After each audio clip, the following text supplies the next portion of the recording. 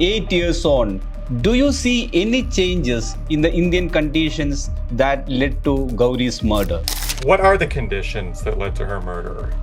She wasn't murdered by the state. The men who've been arrested for murdering her are all closely associated with a religious organization called Sanatan Sanstha. Their political program is actually pretty much synonymous with the RSS's political program. Do you think that Gauri overlooked the warning signals? Before social media, she was getting postcards with detailed rape threats. The title of my book, I Am on the Hitlist, that's a quote from Gauri. It was something that she would say jokingly. 8 years have passed since the murder of journalist and activist Gauri Lankesh.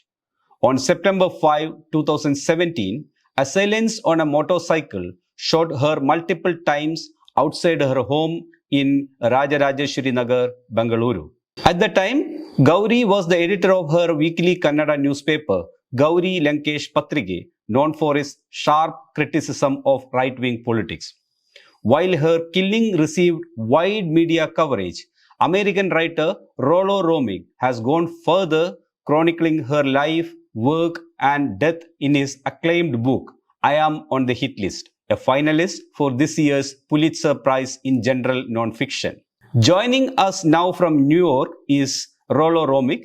Thank you, Rollo, for speaking with us. Yes, thank you for taking the time. I appreciate it. Rollo, having studied Gauri Lankesh's life and death so closely, how would you describe the person she was and why she was targeted?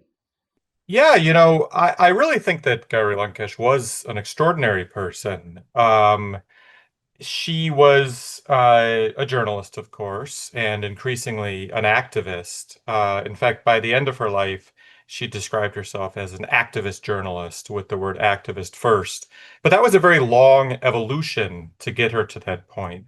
When she started doing journalism in the 1990s, she was a much more conventional journalist, writing in English for nationwide publications and hewing to a conventional, objective, neutral sort of approach to journalism. And over time, she came to really reject that particular approach. And the change really started when she shifted to writing in Kannada, the predominant language in her home state of Karnataka. She took over her father's newspaper, and but she really took it in a new direction and a more activist direction. Really, her experiences of writing in Canada and getting an intimate interaction with the ground realities and the local problems of Karnataka, that's what really radicalized her, I think. And or as she even said herself. And it made her realize that it was essential for her to actually get involved in local problems that she felt passionately about. And she came to see this kind of neutral position as a false position, that to be neutral is to endorse the status quo and to really endorse the ruling regime. And she didn't see any contradiction between being a journalist and actually taking a stand on things after you've done your reporting and your research. As her friend Shiv Sundar says, yes, everyone needs to do their proper research and do it rigorously. But ultimately, if it's raining outside, you need to be able to say that it's raining outside. You can't say some people say it's raining outside. You can call a fact, and you can stand up for what you actually believe in. That was where she actually arrived. As a person, she was a really dynamic person. She was full of fun. She had many, many friends of many different kinds. She was very feisty, very opinionated, but also very forgiving. She loved to argue with everybody, friends and foes alike, but she would never hold a grudge against anybody. She really valued friendship as a primary value and was very talented at friendship. It's actually incredible that she managed to cultivate and maintain so many friendships despite how busy she was all the time with her journalism and her activism, that she seemed to find extra hours in the day. Well, I don't think she was sleeping enough, I think was part of it. But she was always making new friends too, all over the country. So she really, this was something that after she was killed, she's assassinated as a journalist. And I think the assumption, especially after it became international news, the understandable assumption was that she must have been this very prominent, nationally important journalist. She wasn't, actually. She was a local figure. The circulation of her newspaper was very small, and it was shrinking. It was struggling. She was worried at the end of her days if she would have to fold the paper. She'd actually just sold her life insurance policy in order to pay the salaries of her staff. So what I came to see was that she was an extraordinary figure, not because she was this giant of Indian journalism, but because of her personal qualities, and because of what she was doing so quietly behind the scenes, that she was very noisy, she was very outspoken, but she did so much quietly, and she did so much that she never got credit for. Uh, and a lot of it had to do with this talent that she had for friendship. She had this real ability to build community. She had ability to make common cause together with people who you wouldn't expect collaborating in some cases. All these quiet things that are really actually very political, but that we don't necessarily think of as political action, that are often dismissed as women's work, but that every movement absolutely relies upon. So, Rollo, what went into the making of this book? I mean, how many people did you meet? How much ground did you cover? Can you tell us those details? Sure. So it took, I don't know how many years. I started working on the book really shortly after she was assassinated in I think I really started working at the beginning of 2018. It started as a magazine article, and I never really stopped from then until, it was published in the US in 2014 and then in India earlier this year. So, at least 6 years of work on this book. And I think my publishing contractor initially said that I would deliver a manuscript in 18 months. So I definitely overshot that by quite a lot. I think that's not uncommon with book writing, that it takes a lot longer than writers think it will. But it was also just, there was a lot of ground I needed to cover. I underestimated how much ground I needed to cover. And also, um, I underestimated in some ways how complex her life was. So how much time I needed to put into really exploring each facet of that life. And um, also just the responsibility that I have as someone coming in from outside. I'm not Indian. To write about India and to write about it accurately and sensitively, uh, that takes a lot more time than a quick parachute job. I needed to spend a lot of time in India, and particularly in Bangalore, to do it right. And I needed to talk to absolutely as many people as possible. So I don't know how many people I spoke to, dozens of people, often for hours at a time, often repeatedly. And then a great deal of reading, thousands and thousands of articles, hundreds of books, just to really have a full grasp on everything I was trying to cover. And, in that sense, it's, I was really I was so reliant on the work of Indian journalists in doing this book.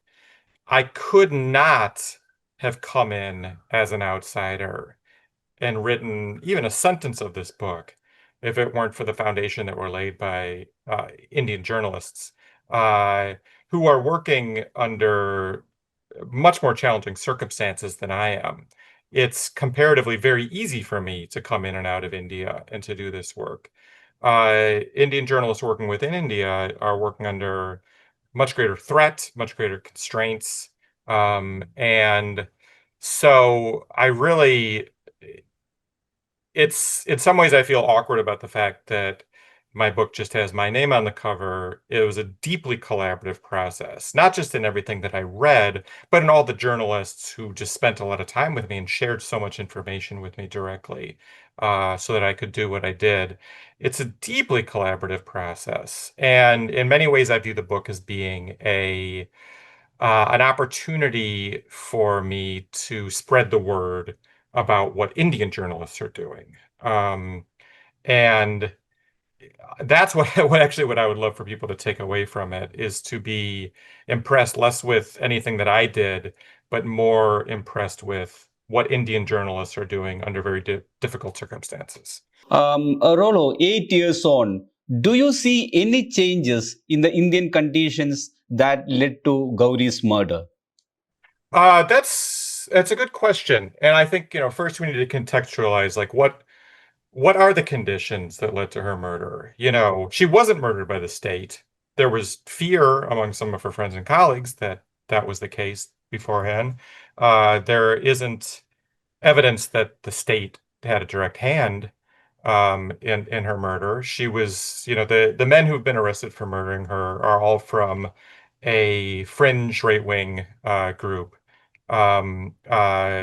Most of them closely associated with a religious organization called Sanatan Sanstha, which they have an ashram in Goa.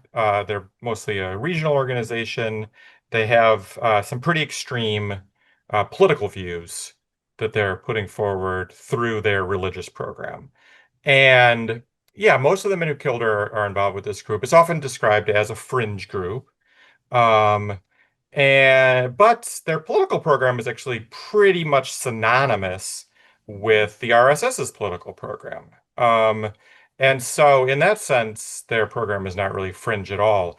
The things that they want are extreme and often outrageous, but not really outside of the mainstream, actually, of the political spectrum currently in India. So,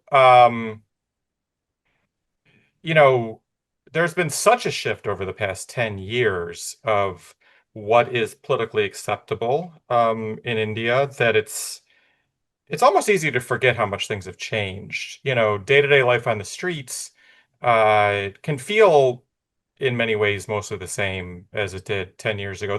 I think the situation in India is going to seem a lot different if you're a Muslim versus if you're not. Um, so the context is a sometimes a little bit difficult to fully grasp, and I've heard it said before that especially after Narendra Modi won his third term as prime minister, this feeling like, well, he didn't get as strong of a mandate as he did in his previous two elections. So he's probably weakened now. And then in his third term so far, there haven't been as many of these big headline grabbing autocratic moves that really dominated his second term. My feeling on that, though, is nothing has retreated. Democracy has not been restored to any degree. We're not seeing as many headline grabbing authoritarian moves anymore because he won. He got what he wanted. The country has changed. It is no longer the pluralist society that it was before. And I really feel that happening in the US now, too. Coming back to the book, Rollo, looking back, do you think that Gauri overlooked the warning signals? For instance, as you note, after she criticized the muds of Udupi, right wing groups burned copies of her newspaper. There was also a pattern in the earlier killings of Dhabolkar, Pansare, and Kalburgi. Yeah, it's an interesting question because she certainly was aware of the threat. She was getting all these kinds of threats from trolls constantly that I was just talking about. In fact, and it predates social media. Before social media, she was getting postcards with detailed rape threats in them. They would pile up at the office. So it's not that she wasn't aware of threats, but I think that part of the way that she just kind of got through it was by making light of it and dismissing it through jokes. Um, but that was a tactic that maybe prevented her from taking it as seriously as she might have. In fact, the title of my book, I Am on the Hit List, that's a quote from Gauri. It was something that she would say jokingly. But it's a weird thing. She would say it as a joke, but she knew it was true too. She knew there were these lists. I mean, she obviously was ex highly aware of the fact that Dabholkar, Kalburgi, and Pansari had been killed before her. She she and her friends actually did make their own lists of who they thought was next. They didn't, they thought it was very real, but there was this way of joking about it with gallows humor, just as a way of getting themselves to continue nonetheless, you know? And uh, at one point, she was definitely, she was threatened enough that she was offered police protection well before she was murdered.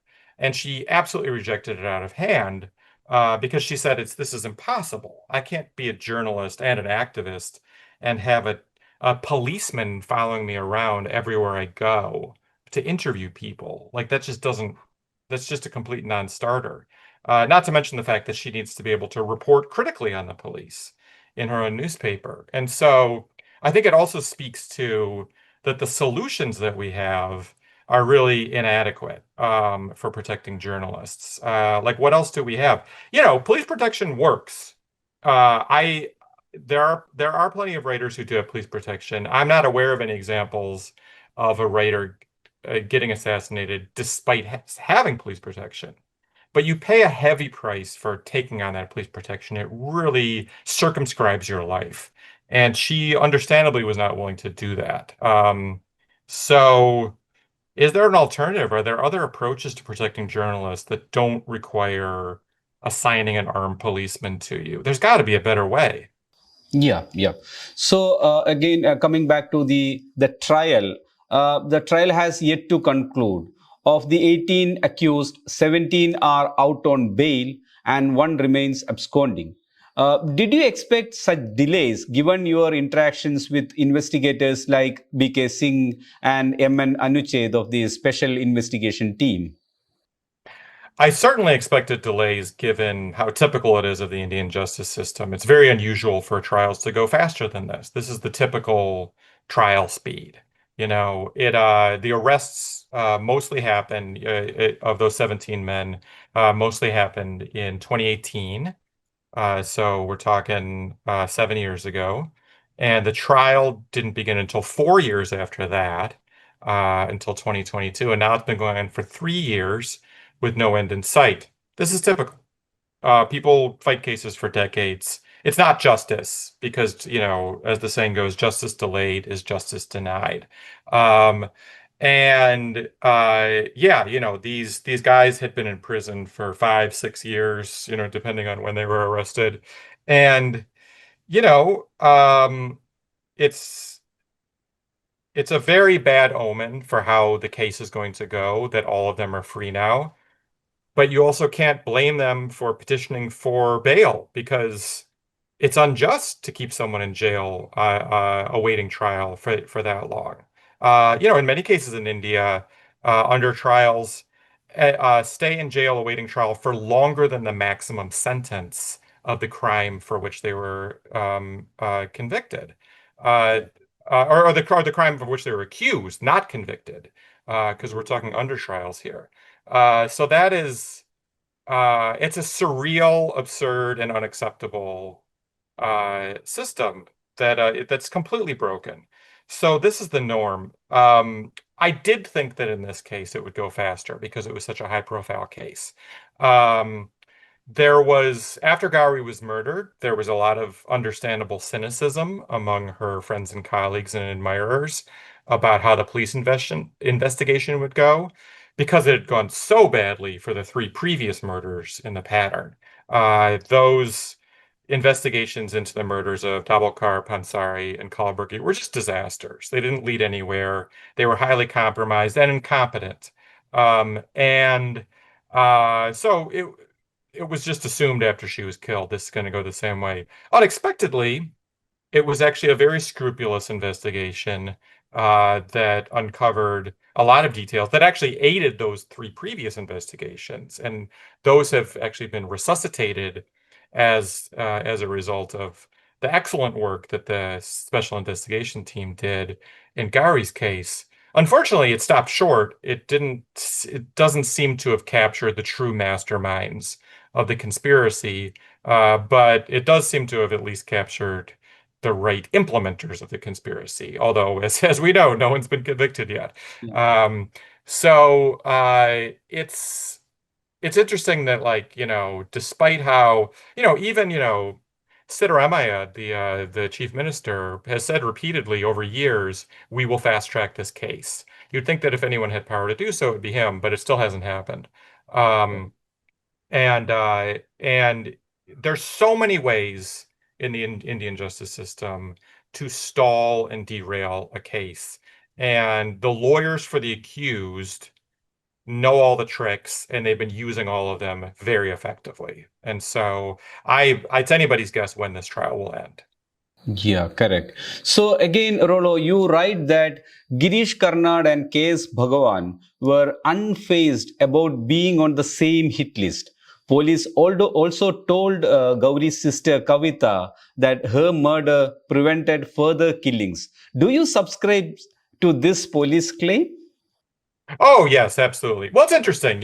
I definitely think that K.S. Bhagwan was next. There's a lot of the police collected a lot of intel that showed that the conspirators were very much moving forward rapidly with a plan to kill K.S. Bhagwan next as the fifth victim after Gauri. Uh, it's interesting, though, when it comes to Girish Karnad, he was skeptic. He knew that he'd shown up on this hit list after the fact, and he was skeptical of it. It would have been quite a daring move to assassinate someone as prominent and beloved as Girish Karnad was. I mean, Gauri was every person that they'd assassinated up to that point had been essentially a very local figure. They all had their followings and they were locally well known. But in fact, I think in Gauri's case, the conspirators underestimated how well connected Gauri was, just how many people she knew in terms of friendship nationwide. And I think that the national and even international outrage that came in the wake of her death really took them by surprise. It's not what they expected. So it's hard it's hard to imagine them both pulling off and finding much sympathy for killing someone like Girish Karnad, who's a household name. Um, but I don't know. I'm glad that that was never put to the test. When he died, of natural causes, a few years back, I gotta be honest, my first thought was, I'm so relieved that he wasn't murdered. Okay. So again, your book reads almost like a social history, covering everything from the Vajana literature, Lingayatism, and rise of Sanatan Sanstha to the history of Lankesh Patrige, the arrival of Saint Thomas, Bengaluru's underworld, the world's largest dosa, etc., etc. Was this structure and narration intentional? Yes. It is a very digressive book. A couple of those things that you mentioned, like the story of St. Thomas and the story of the world's largest dosa. I mean, those are completely tangential from the Gauri Lankesh story. And then many of the other episodes that you mentioned are related, but I go into a lot of detail. I go down a lot of side alleys and explore them fully. And to me, this was essential. This was the most important component of the book, that it be digressive in this way and that it be allowed to encompass so many different directions. Obviously, the focus of the book throughout is on Gauri Lankesh's life, work, and the assassination, uh, um, her assassination and the investigation into her assassination. Uh, but to me, the point of telling her story in many ways was to tell a civilizational story and the story of an incredibly complex nation at a crossroads and how it got to that crossroads. That requires far more storytelling than one person's life can capture. So using her story as the through line and as the essential spine of to tell these many stories. And honestly, I really took inspiration in this structure from the great Indian epics, which is, not to compare my book to the epics. It's a extremely pale shadow of those classic works of literature. But I thought about that a lot, the Mahabharata and the Ramayana, how they're always going on tangents, and there's so many stories within stories where the internal story illustrates the outer story illustrates the inner story. I love this kind of structure, and I took a lot of inspiration from that approach. It's also just, you just can't. I just feel like you can never tell an Indian story without going on tangents. There's a reason why the epics took these forms. It is India is a world unto itself, and it's been said before, you can't say any one thing about India without also saying its opposite, without its opposite also being true, you know? It brings us back to this question that you were asking earlier about journalism in India. Like, both things are true.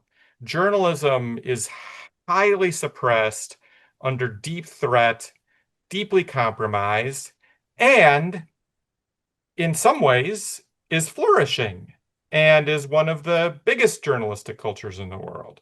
Both things can be true without contradiction. And that, I think, is the most Indian thing that there is. And so uh, it just, from the beginning, it seemed essential to me that this book has to go down many paths. It has to be allowed to meander, all in order to serve this greater picture.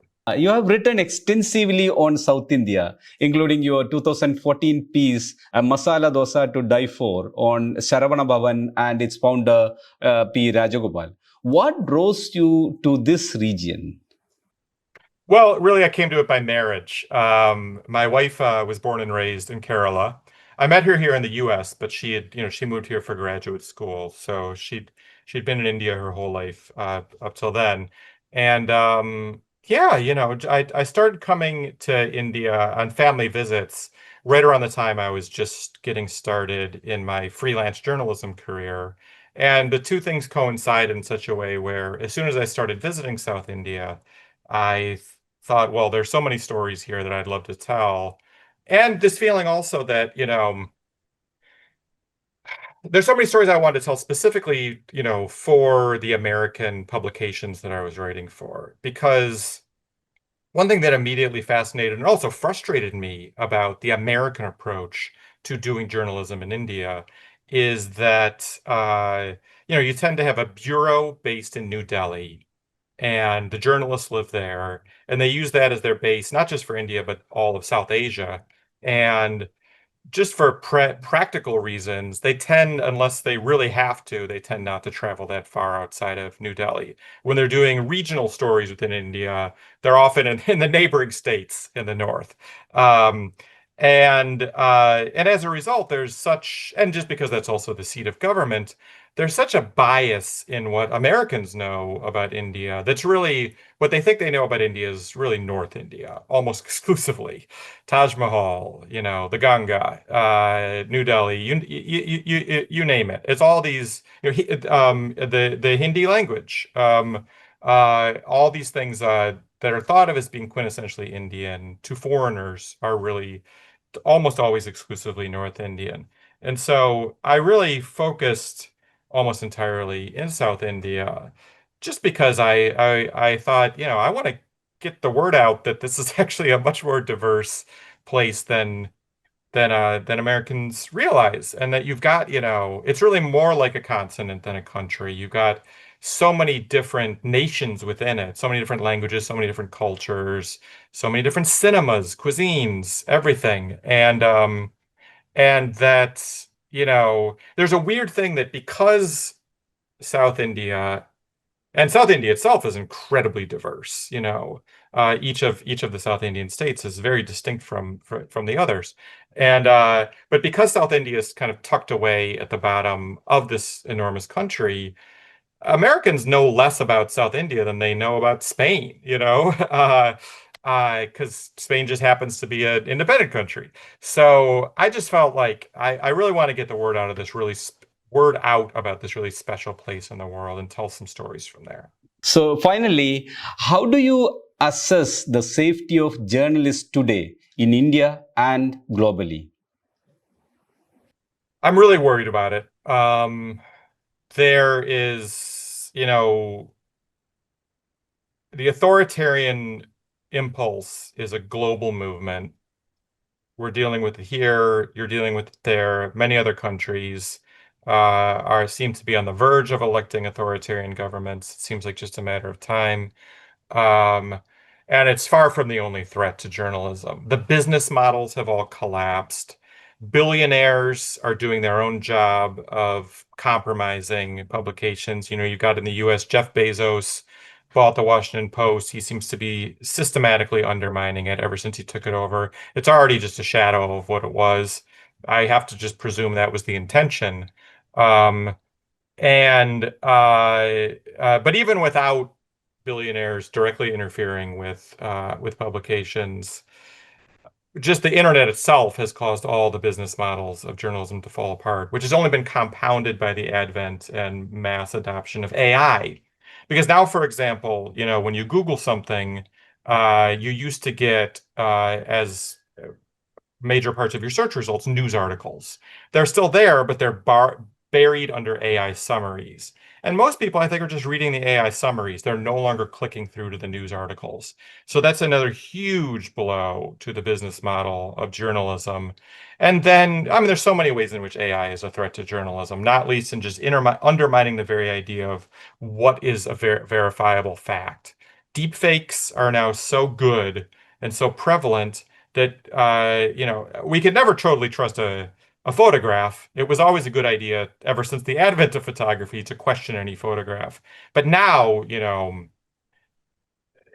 it's just complete it's completely haywire. What can you trust in terms of video, audio, photography, uh, systematic disinformation campaigns, conspiracy theories, profound disinformation, profound polarization bubbles.